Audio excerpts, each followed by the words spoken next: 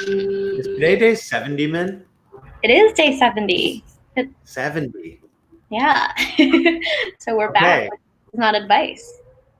We are back. Definitely not giving advice because this is a don't do what I did moment, talking about things for folks who are contemplating starting companies. Mm-hmm. And so today, I think this one probably must run through everybody's head at some point if you've considered it. How do I tell my family and or your significant other that I want to go do this crazy thing and start a company? Yeah. I'll tell you how it doesn't work, which is what I did.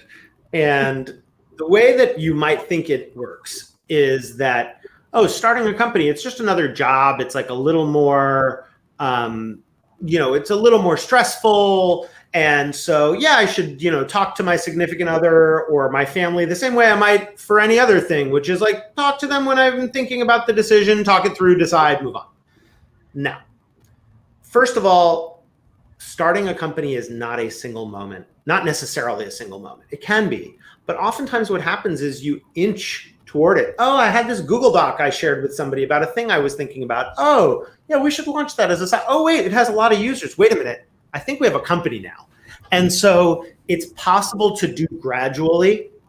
And one of the things we've noticed, and I think, Min, you were part of the team for a lot of this, is we've done research into what is the early experience of founding a company like. And one of the major moments is not just when people decide to start a company, decide to start working on it, but when they choose to wear the identity of founder. To change your LinkedIn to say founder or starting something new is kind of a big deal. And telling the people you love the most is a big part of that. And so what should you know about how it works? First thing is your significant other is your co-founder. No matter what, they're along with you for the ride. Second, especially if you're doing it for the first time, you have no idea what it's going to be like for you. No idea. You can ask friends, but it's like trying to describe something. It might not be that stressful. There are definitely people who can manage it, or it might be all-consuming 24/7, literally change the shape of your body and the biochemistry of your brain. And so I think ideally at the very first moment when you start to inch towards something that might go that way, when you're aware of the desire, it's not like should I start a company now? It's like here's things I'm thinking about for my life. And having I don't want to give anybody marriage advice or anything like that, but having an open conversation about what all the possibilities that could be, inviting them in. Ideally, they'll be enthusiastic for you because they'll certainly be the co-founder who is unrecognized. And so let's recognize all those silent co-founders right now. And I would just do it immediately, gradually, and with an understanding that you don't know. And I'll just end with like a mistake that I think a lot of founders make is like, I'll just manage it. I'll manage my stress. And my significant other, they won't have to feel that.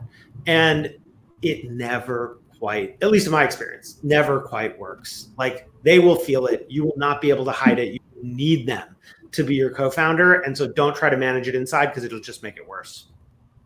Oh, and I guess are those learnings from when you were starting Ouya and you had to talk to like when we started Ouya, it started out with like, here's a project idea. Oh, you should work on that with X. Let's bat some ideas back and forth. Oh, she's incorporating it. And, we should invest a little bit of money. And then all of a sudden I was completely emotionally consumed. And maybe it wasn't all of a sudden. All of a sudden I realized I was completely emotionally consumed. And, Sarah, my wife, was like, we didn't talk about this. I didn't sign up for this. And she was incredibly supportive, despite that. But to be fair, she never had a moment. And what she really should have had is many moments of discussion and decision along the way, even though she suggested that Julie and I work on it together. So it's not, I kind of interpreted her creative enthusiasm and involvement as, hey, we talked about it. And that was stupid. Yeah, totally. Well, so, and it kind of goes back to yesterday's question about like, how do you start? Like, what's the first thing you do? And to your point, it's like a gradual thing. Like it starts with like some ideas that you write down and then the emails back and forth with somebody where you're bouncing like, right. Have you tried this? Have you tried that? So. And Julie, my co-founder, Julie Ehrman, who now runs a soccer team in LA, had an incredible definition of success on that. She said, if every week you're more excited about it than you were the week before, you're succeeding. And it sounds kind of simple, but like, no, that's what happens. You gradually build and then one day, voila, company. Like yeah. Okay, well, we'll All be right. back tomorrow for This Is Not Advice, day 71, tomorrow for more questions on how do you start a company. So, Yeah, ask us more questions. We love getting them flown in. All right. Thank you, Min. thank you.